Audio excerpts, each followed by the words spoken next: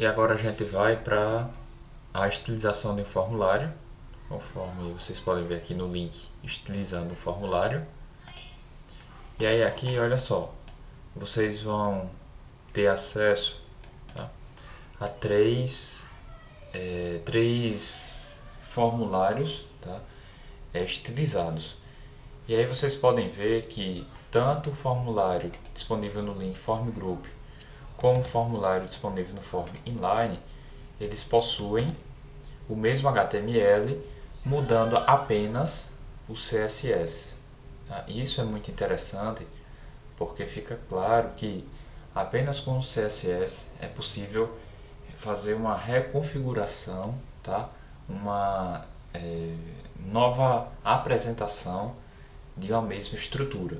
Né? Então vocês podem ver aqui, ó, que nesse HTML, nesse código HTML Form Group, esse formulário ele vai ter uma entrada de dados para CEP, rua, número, bairro, estado e cidade. E aí para esse formulário aqui, tá?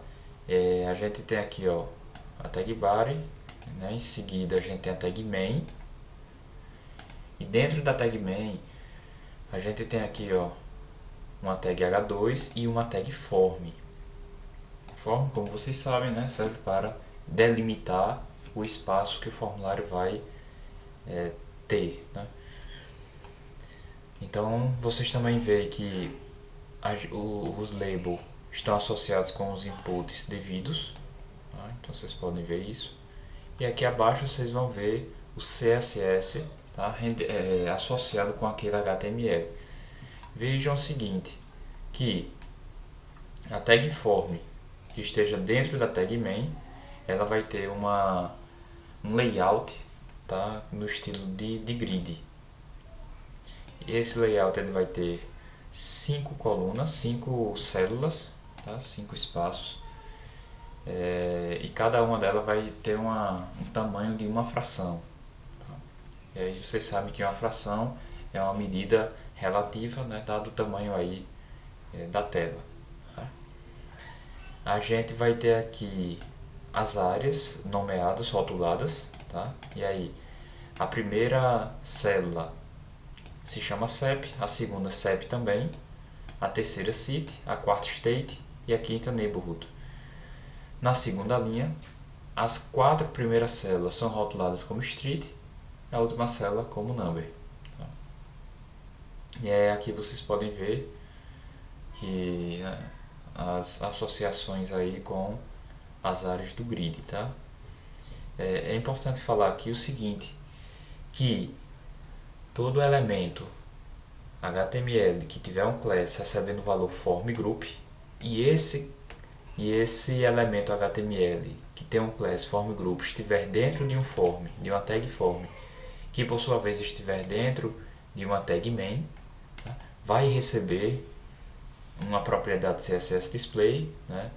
O valor flex, ou seja, o container desse elemento HTML vai ser flex e a direção dos elementos vai ser coluna, tá? Ao invés da direção de linha. Então flex direction vai ser uma coluna.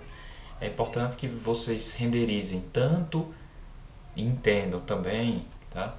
Tanto essa forma de renderização, tá? Essa forma de CSS que está utilizando aqui um grid dentro do form. Tá? O form na verdade está usando o layout grid. E aqui na segunda opção do form inline, vocês podem ver que o HTML é o mesmo, tá? Porém muda que o form, ao invés de ser grid, o layout ao invés de ser grid do form, tá? Vai ser um layout aqui em flex. E aí lembrando que isso foi um assunto passado, o que vocês precisam entender é que a estruturação ela está igual, mudando apenas a estilização do CSS. Tá? Então, renderizem os dois, clicando aqui no link.